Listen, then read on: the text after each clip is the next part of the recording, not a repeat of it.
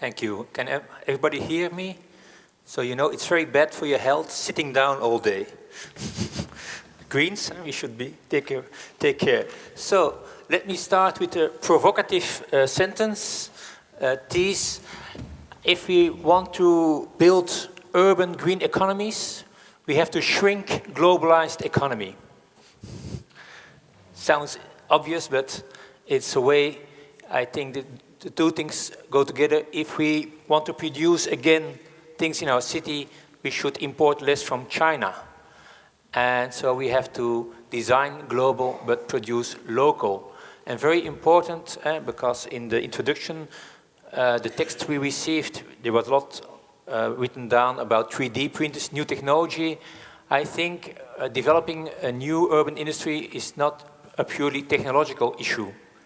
It's always connected with redistribution of labor and profit, fiscal reform, and so on. And also it has to do with resilience. At most European countries, we don't have a lot of natural resources. So, and for the countries that have, I don't think more mining is the answer for a climate neutral world. So we have to build a new way of industry, a new way of production, a new way of products. And talking about technology, look at the bike at the left. For many decades, this was the best bike available, not because it was the most efficient, but it was the upper class thought this is a bike we need. And everybody knows the story about who killed the electric car. It's not because there's new technology available that it will be implemented. It's always about social and economic power structures. Okay, and I will go fast.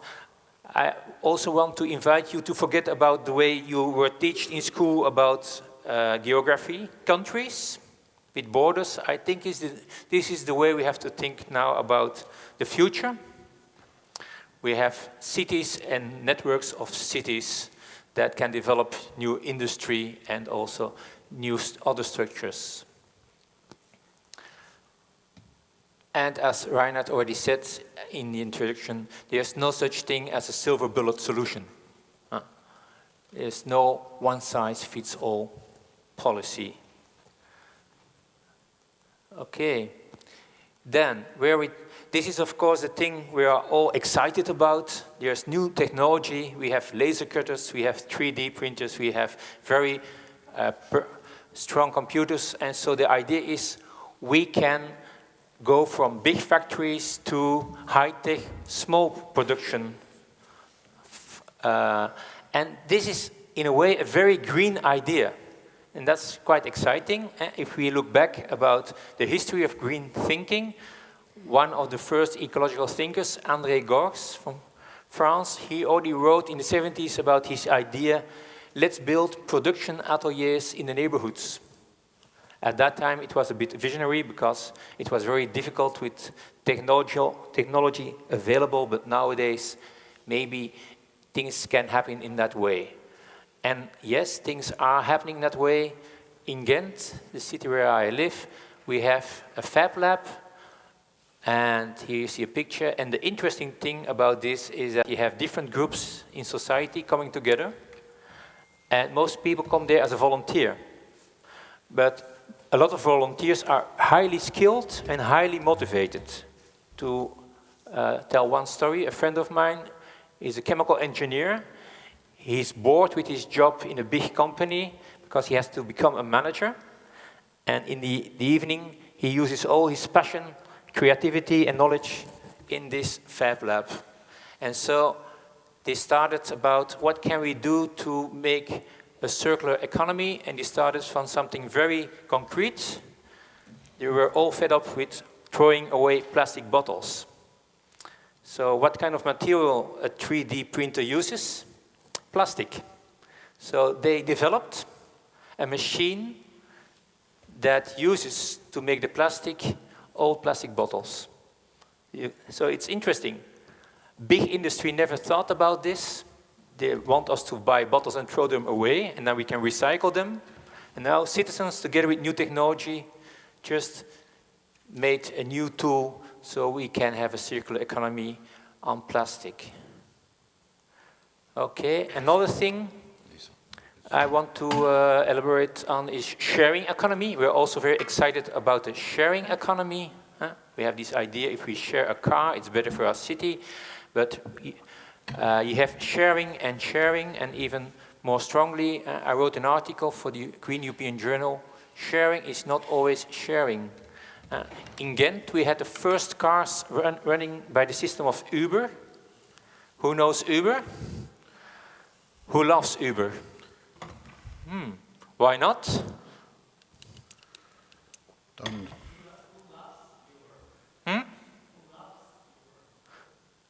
What's the question? His question was, who loves Uber? Who finds it's a good idea? Yeah, why? Yep.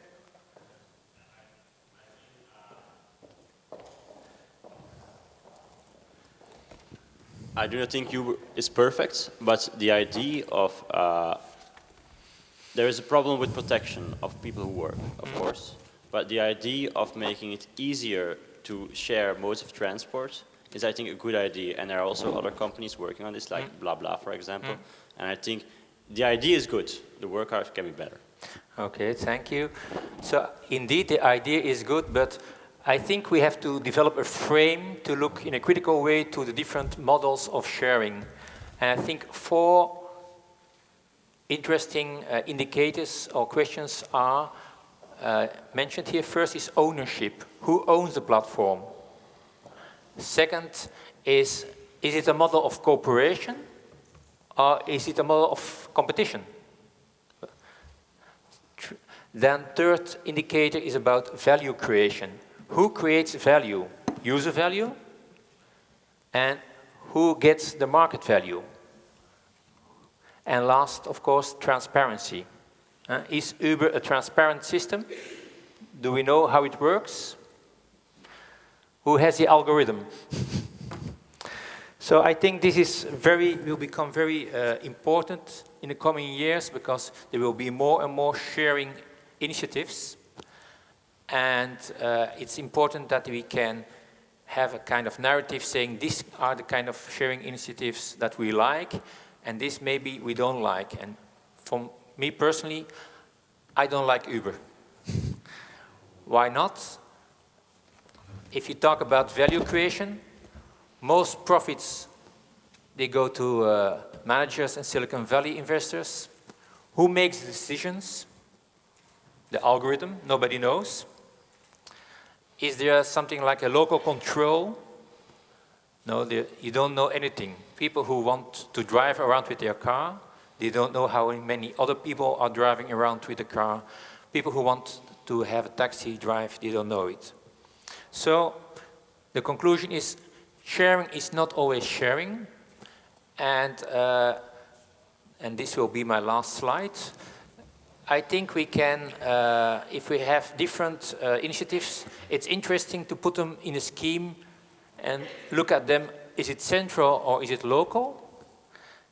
And are these things made for profit or more for social benefits? And then, of course, you can see, for instance, let's talk about Airbnb. Who uses Airbnb? A lot of us does. Is it good for the city?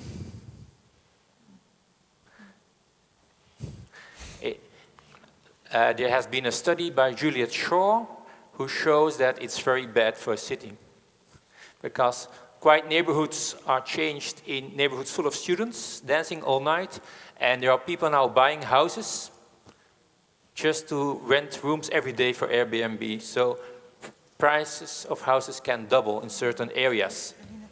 So Airbnb is, you could say, a sharing initiative, but it's made for profit, and it has a lot of consequences we don't really know. Do we have to be against Airbnb? I haven't said that, but we have to develop new frames for these new developments. If we don't develop a new frame, they can be disruptive for the economy, but also for the social environment. And So I think we should, and so the difference between Airbnb and couchsurfing is very obvious. Couchsurfing, there you have the question of ownership, the question of transparency, and the question of value creation. So I won't go into details. In the slides I will make available, I've added some extra information about where goes the value. But just to put into debate, sharing is not always sharing. I think that's something important to keep in mind. Thank you.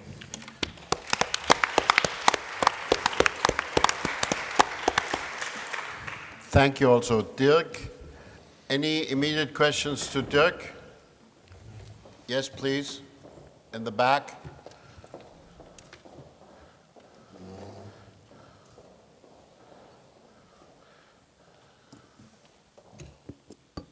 Thank you very much for the interesting presentation. My name is Nikola Gazdov, and I now actually sleep at a place I rented through Airbnb, and I've been doing that like for about a year now, and I use Uber for less than a month now, but I really enjoyed using it. And I think that you're right, of course, about the difference between user value and market value, like who gets the money, who controls everything, etc. But as a service, it's better than what we have currently or what we have had. It's better, Airbnb is better than renting a room in a hotel. And there again, the profit goes to a certain corporation and not to the city. And Uber is better than going for a taxi. It's cheaper, cleaner, and mostly you're in control of your route, of what you spend. Of course, your indication is correct, and I think that at some point we need to ask the questions you're asking.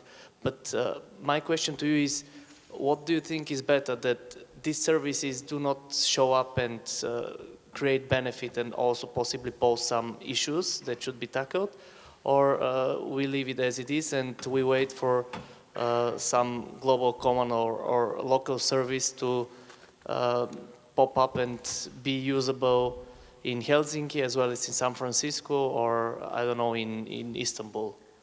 Thanks. Thank you. Any other? Remember, this is not yet the general conversation. It's just making sure that questions to the presenters will not be lost. So somebody in the front. Hi, yeah, just as kind of a follow-up to this question, do you have any policy solutions that we could maybe expect to see in the future, especially in regard to Airbnb and Uber? Thank you. Anybody else? Please, over there.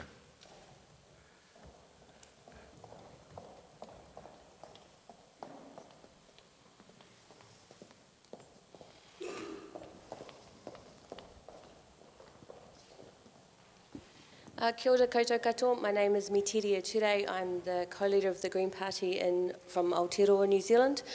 My question is for all of you, but particularly Lisa and Dirk, on how cities can facilitate social enterprise, which both of you have touched on in various forms, which, given social enterprise, are increasingly being supported by governments around the world, and there's a new wave of interest in social enterprise, particularly because they tend to deal with the most vulnerable in communities and deal with poverty issues, but expressly about how cities can facilitate good quality social enterprise.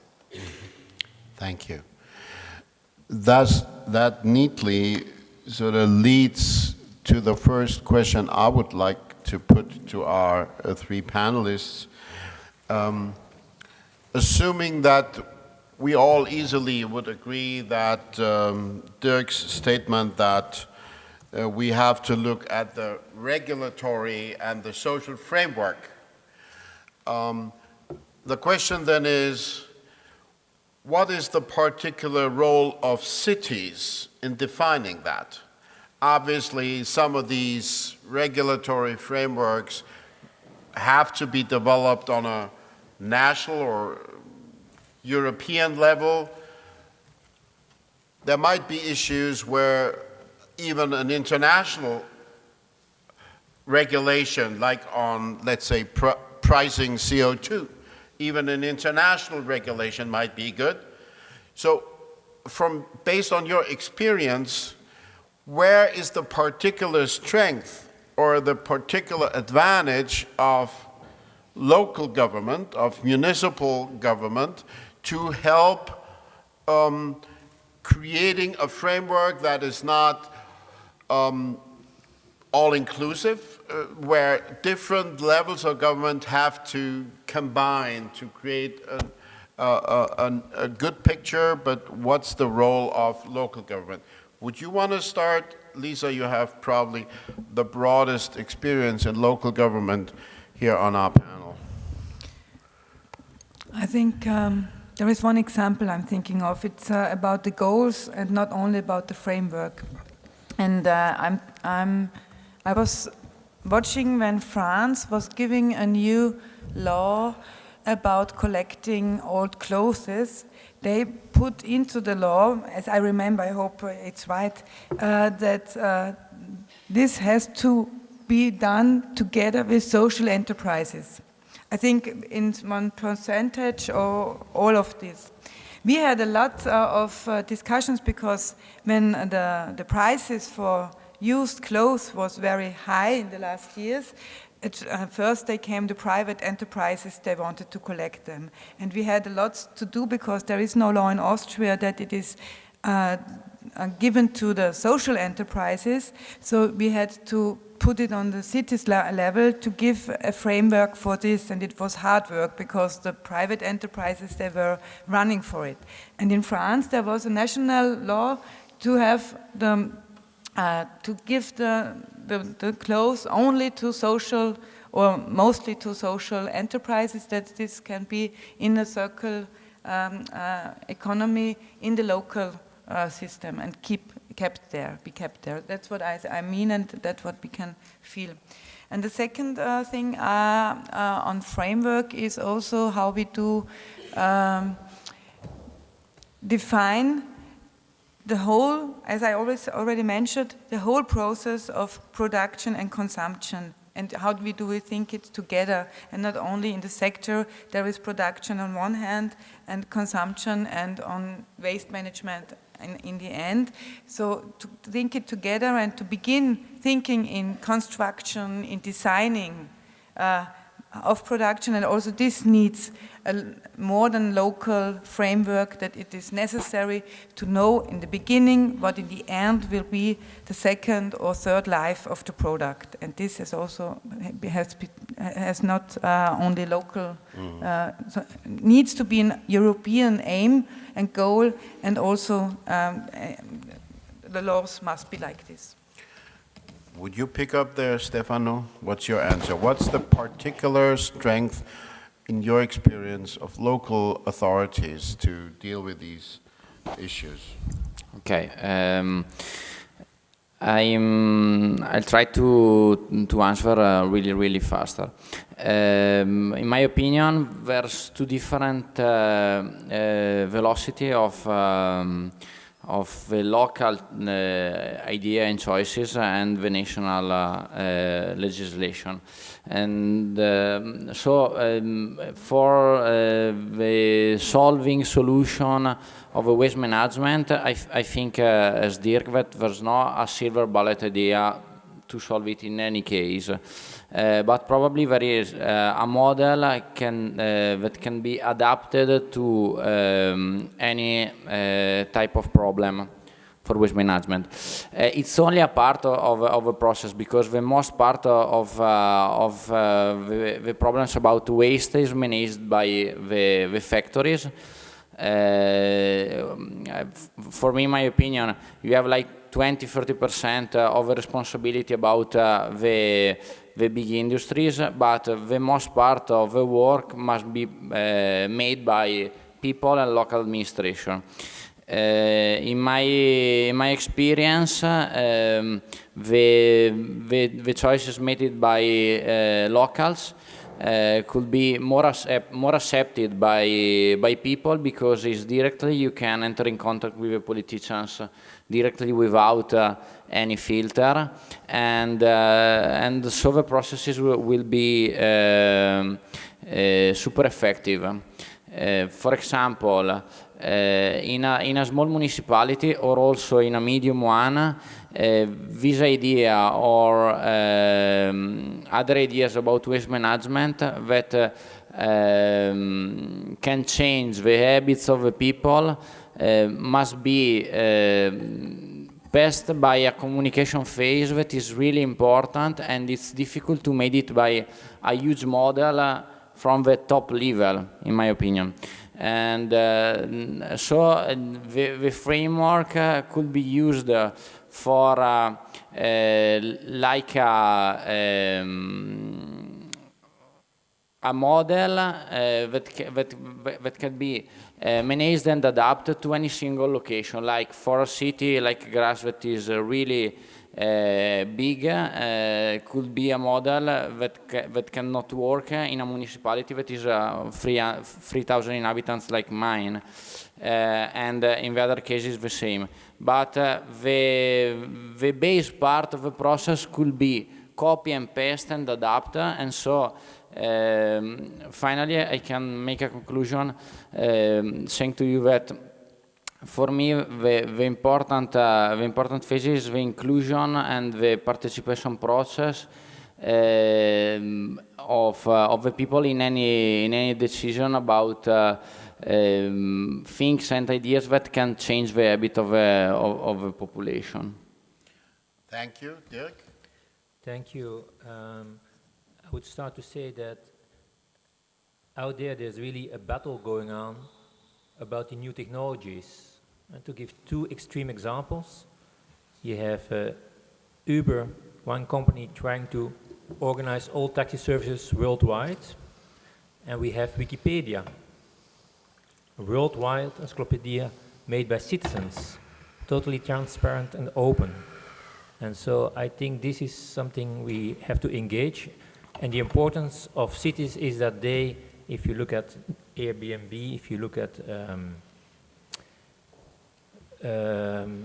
Uber, they experience the consequences. If you look at Belgium, it was not the Belgian government who was debating with Uber. It was first the Brussels government, and now we have the local Ghent authority. And so they see the consequences, and they can put together the experience what's going on. And so networks of cities who confront the same problems with these new disruptive technologies seems to be very important, and also to share solutions. For instance, in Ghent, there has been developed an app which can be used by the current taxi drivers. So we need, of course, the innovation. The technology should be used by the existing sectors. They should become more efficient. So if we can, at the city level, develop solutions that work like new apps, but that are developed as common goods, just like Wikipedia, we can share them, and we can make sure that a lot of people know them. So I think networks of cities that are really everyday experiences the impact of these new developments are very important. And at the same time, of course, there has to be a kind of new frame. I think it has to be a European frame about these new developments.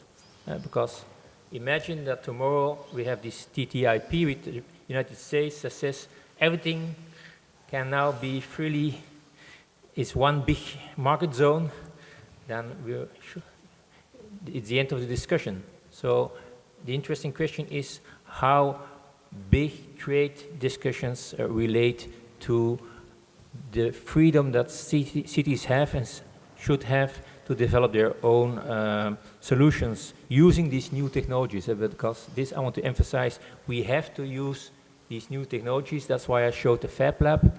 But it's a huge difference whether they are used by big companies that use patents, that use algorithms, and they extract all the value.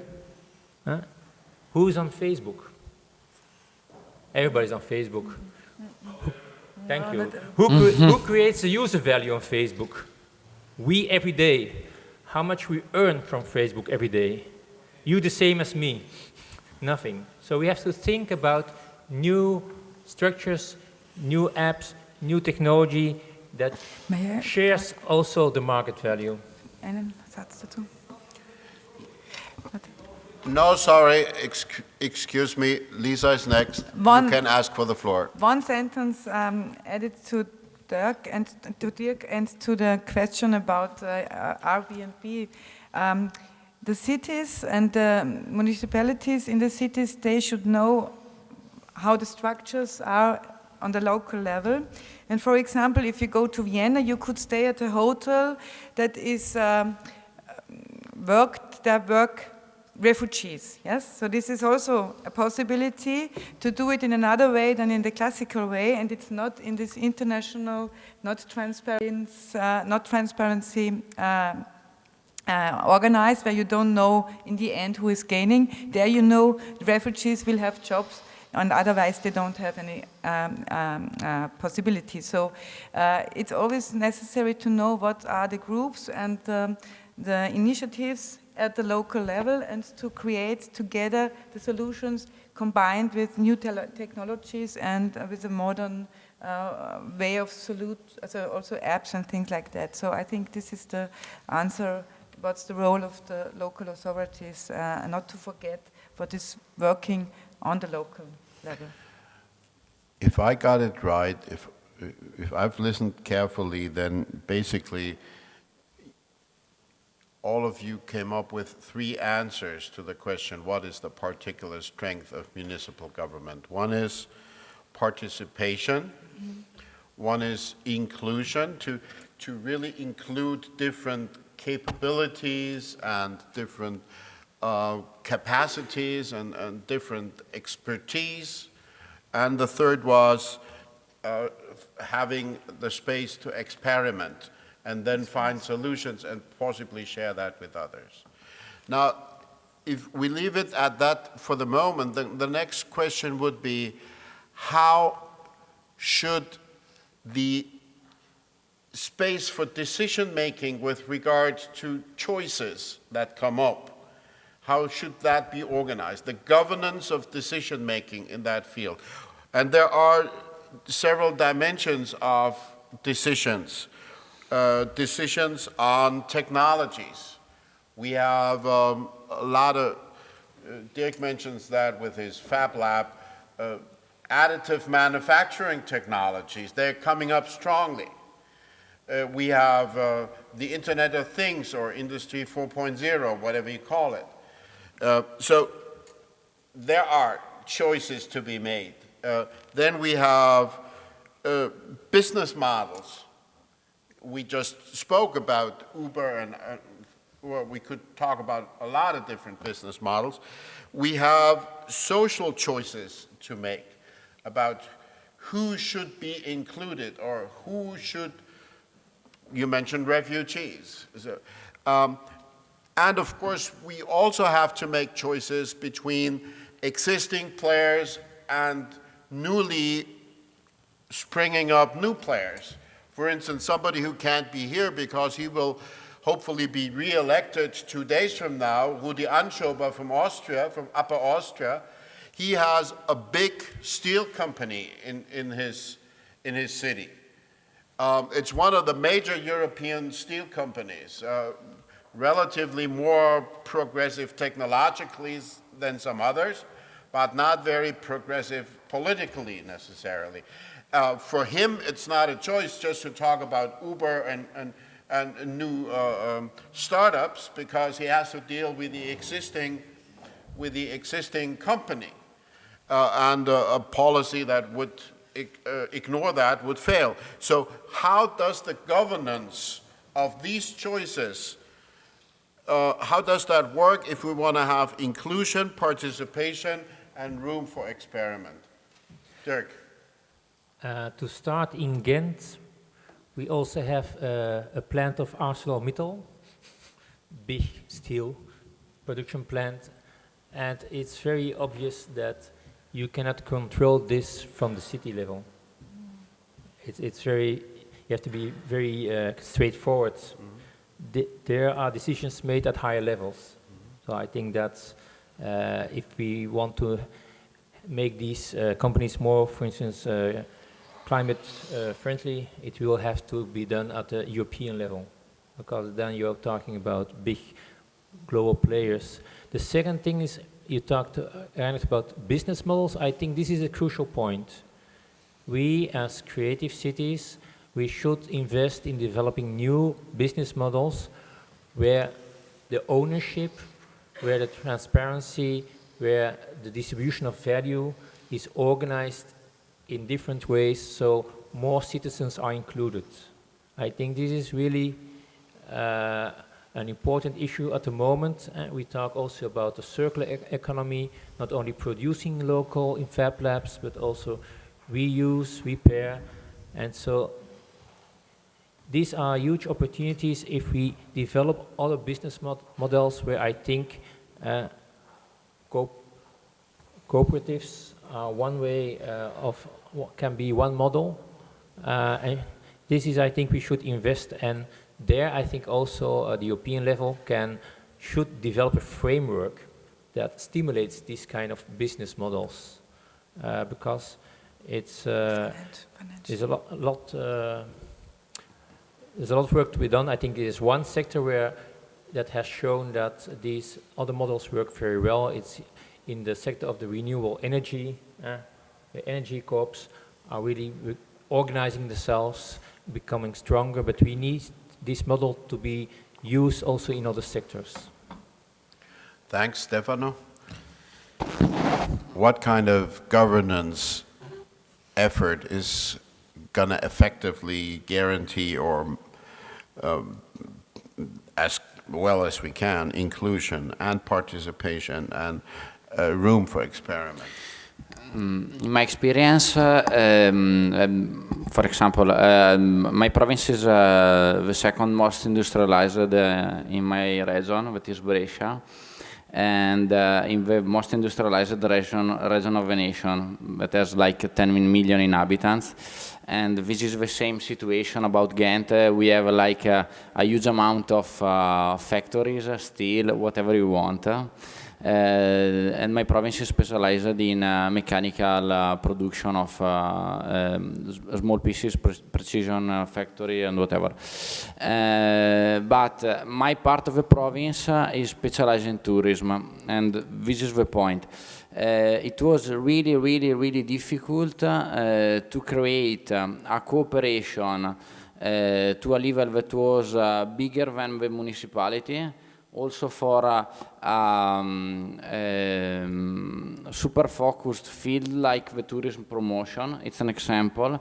But when we try to show to the local stakeholders and shareholders the case studies or other examples in the Northern Europe or whatever, that the cooperation and the organization in a top level, like a framework, European or regional or whatever, could be effective for also the local issues. They were convicted, and they made an only tourism association of all my touristic allocation. I was talking to Lisa during the lunch, because it's a really strange case studies, because my lake, that is called Garda Lake, is divided in 4 provinces and 3 regions. And so it was really difficult to make something that was bigger than the local authorities. But when the local stakeholders found some key point to share to arrive to the same goal, they made such a kind of a local participation to increase the level of governance, not in a national or European framework, but it's like a multi-regional framework. And it could be a point to think about something like that. Thank you, Lisa. When we're talking about decision making and new politics or politics of the future that would be green politics, we would talk about maybe a form of good governance that means, like it was already mentioned in the panel before, to produce politics together. But what really happening is that the production of decisions is very, or mere and mere made by excluding politics. Like TTIP, we already talked about it. So it's necessary that politics keeps itself in an active role in decision making and not give it away to trade, how do you call it, TTIP organizations who are in another room than in a democratic room where decisions should be made.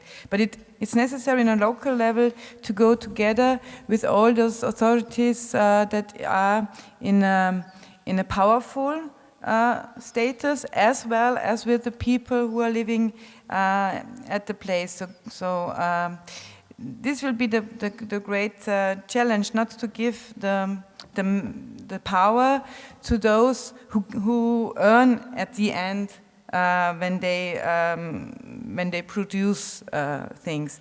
And good governance means we cannot solve the problems we have in the sectoral thinking. Politics is making decisions and others are doing and follow them. So it's necessary to do it in a way like participation, but also doing goals by the politics, and not in a different or in the other way around. That the economy is giving the goals and politicians follow them. That's how it's working much too often at the moment. Okay, one question to all of you, and then we will collect a few questions from you or contributions if you have. Okay. The question to you is this, and I'll give you an alternative. How many of you believe that in the process of this green transformation that we are envisioning, we will end up in what should be described as a service economy? And how many of you believe that in this transformation we will still have a relevant position, and it would be important to insist on having a relevant contribution from manufacturing? So, service economy versus manufacturing, strong basis of manufacturing. How do you see that? Who is in favor of, or who believes that the perspective is a service economy? Who believes that?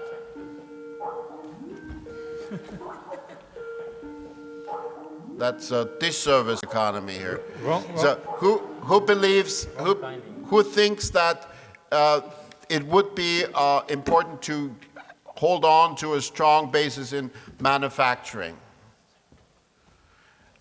That's about evenly divided, I would say, and a few have not participated. Okay, it's an interesting point, because I think this is an unresolved conversation also among Greens. What kind of contributions do you want to make? There was one question before. You will get a final opportunity to answer the questions that you got before, and that will come up now. Yes, please, here.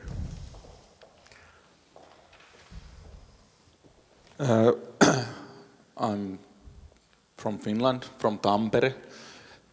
Topi Jussi Majanlahti is the name, so you can't recall it later, but we were talking about Uber and the social benefits and the market benefits. As we are here in Helsinki, not my hometown, but in Finland, the third choice is the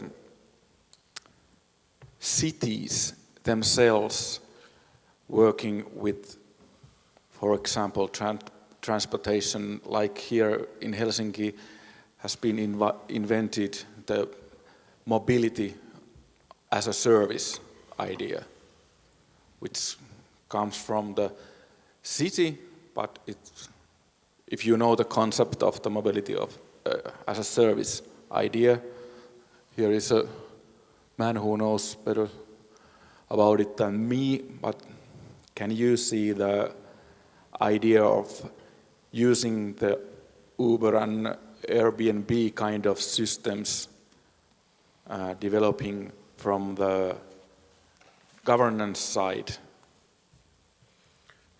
solutions? Okay, thank you. There was somebody in the middle.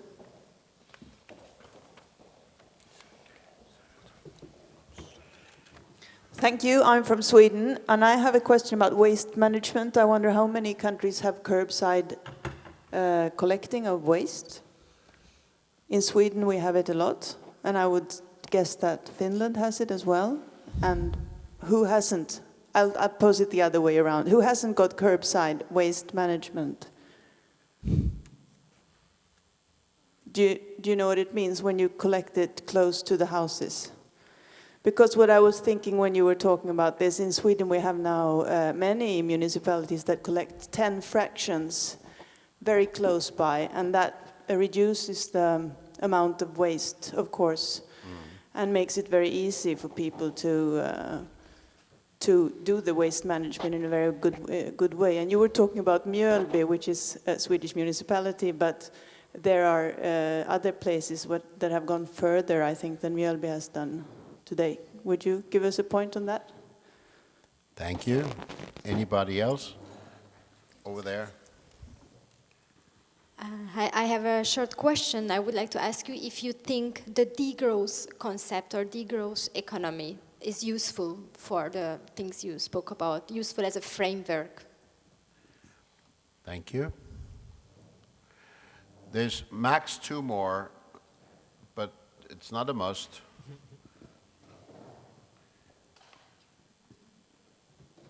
Yeah, Sergey from El Prat, Barcelona. The days when you were talking about these companies, in fact, I think you were talking nearby about what we call it the third sector. And I think it has not been said by that, but I think it's the key issue of what we are talking. A change that we want to change from the green point of view and from the social point of view. Even if they are two, I agree with Dirk, a lot of times we talk about third sector and it's not so much so-called third sector, but I think it's very important to put it when you are ruling your city, because when you are ruling your city, especially from the local point of view, it's like, well, I have not a stick, because the stick is in the hands of the parliament. I mean, I cannot change any law, and if I try to go near the law, they tell me, oh, this is competence, and you cannot go there, and you have a lawyer who will tell you, no way. So the only way you have to promote, to improve, whatever, is a carrot. The carrot to put some more money, or to say, okay, I want this, even if it's more expensive, and then I will do it. And in that sense, it's a question for you, Rainer, not for these three. I don't know, it looks like when you get a step up of the daily life, we Greens are just talking about the consequence, but I had never heard that we have a proposal to make really the big change. I mean, we are thinking about, okay, that the cars don't put so much CO2, fine. And we think, okay, if we tell the industry, in 10 years, the industry will do it.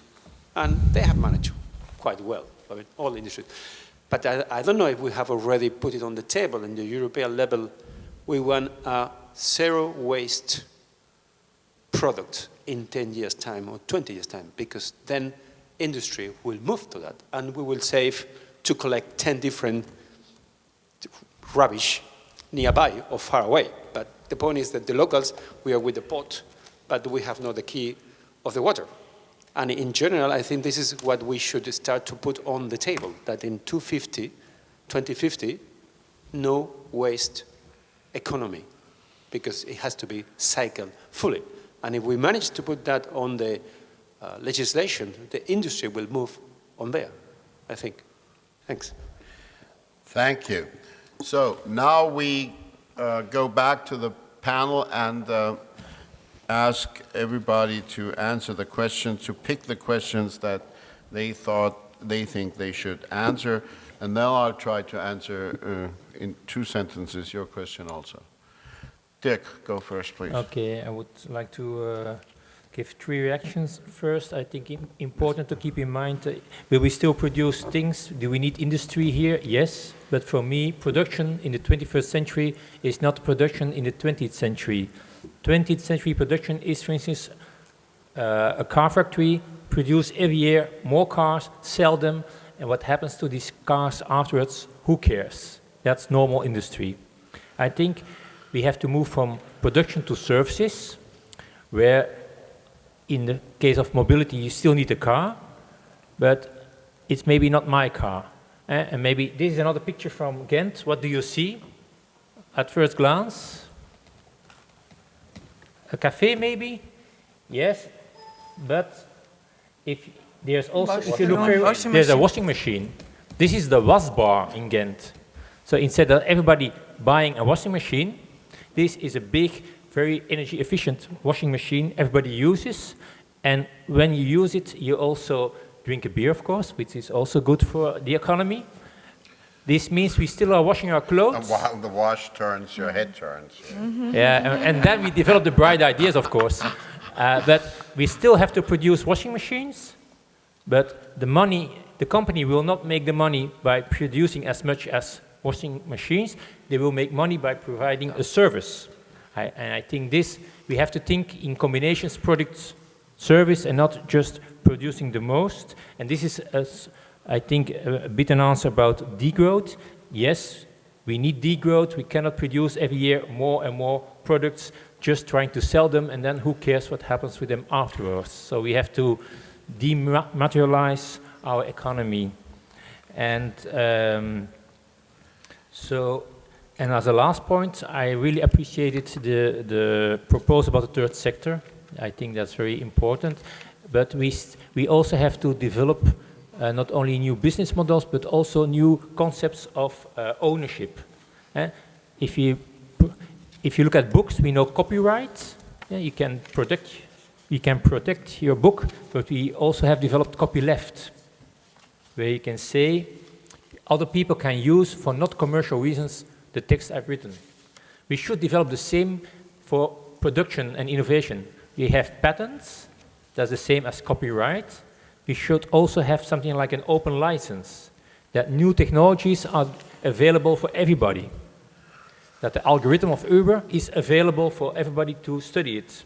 So we have to move to open design instead of the old business models where we protect knowledge. It's a very strange thing in our world. We protect knowledge, but we transport material, heavy goods all over the world. So maybe we should open up ideas and produce heavy stuff locally. Then maybe we have a good climate policy. Stefano? Thanks.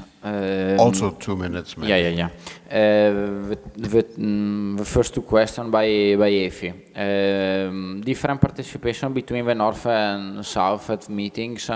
No difference. I mean, there's a huge participation because the people are really interested in things that change their life, because normally, especially in Italy, I don't know in the other countries, in the city council meetings there's no one.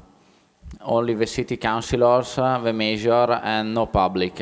At these meetings, I didn't have the place for the people because there a really huge participation, and so it was a good thing independently by the localization north, south, east, west. Regional or municipalities, mainly in Italy, the rules are managed regionally. And so there is a regional plan about waste, but the law it's such a kind of a mix. There is a national level, a regional level, but the decision makers are in the municipalities. And so there is a model, but every town make their own type of waste collection. This is On a side, a good thing because every municipality can make a lot of innovation, but the bad thing is that really few municipalities try to do it. And so you have a lot of them who stay in a bad position. The last question about Sweden, I went there twice in 2011 and 2013. I saw the Återvinningsrum and whatever, but this is, I mean, a stereotype, but there is one difference between Sweden and Italy, that we don't have Swedish.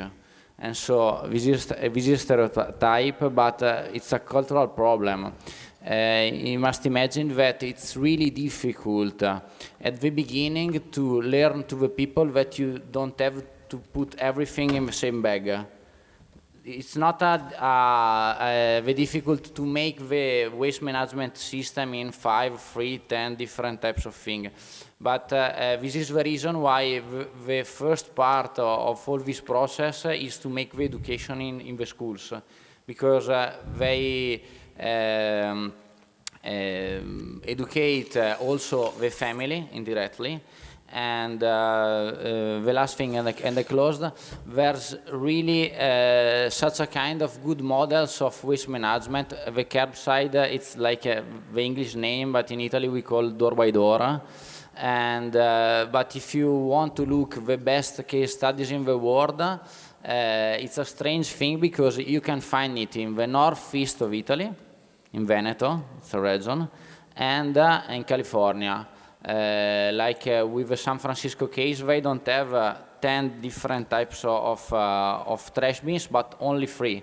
The fantastic 3: recyclable, food waste, and landfill. And so there is not a silver bullet model, but you can study all of them and create the right one for your municipality. Thanks. Thank you. Lisa, if you take another 2 minutes, me 1 to wrap up, then you will have 5 minutes for coffee before it continues. Okay, I will keep short. I just go back to the question of urban mining because of the question when do we start in the process to do the right planning. At the moment, 60% of the rest of buildings go directly to the landfills. So this shows how much of possibilities are in there. And as it is a new form of building, a new form of producing, is the chance to go out and to have new technologies in thinking about, for example, separate materials again. That's where we need the new technologies and the new ideas and the new experiences. So we don't need it at the start, we need it at the thinking about reuse of materials and to separate them again, and there is lots of new knowledge necessary. For the one question you had before about urban art mining, how we think about organizing it, we think about it in doing it together with the enterprise that is doing the waste collection, and to have a hall there, and where you can do it like a big, I see it in the end like a big possibility market where you can bring and fetch the material, but it's necessary at first to have the knowledge about the material that is used now. That's why interfaces we are now at the moment. Okay, that's from my side. Okay. I don't know if there was one. Thank you. Then half a minute for a question to you about long-term goals. In some cases, we have to defend long-term goals that have already been established and now being undermined, like the goal of no landfilling from municipal waste. In some cases, long-term goals have been undermined in their credibility because there's no implementation. And if there's not enough implementation, makes no sense just adding more long-term goals. Then you have to insist on implementation. In some cases, the change is so fast that it's hard to develop a long-term goal. How would you define today a long-term goal with regard to digitalization, for instance? And last, and that's probably the most important thing, it's hard to make long-term goals stick as long as the economic process that underlies all this is dominated by short-term thinking and short-term rationale. If we cannot build into the economic process a long-term logic, then our long-term political goals will always be decried and undermined by the economic process. So it's not the real challenge is not, from my point of view, is not the political ability to formulate long-term goals, but the political ability to create an economic logic that supports such long-term thinking. Try to give an answer.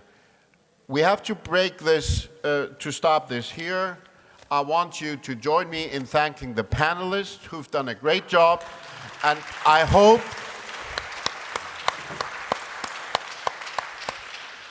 they have not only enlightened you, but maybe also motivated you to get in touch and to create what we are aiming to do here anyhow, a better network between people from different places. Thank you all. Thank you.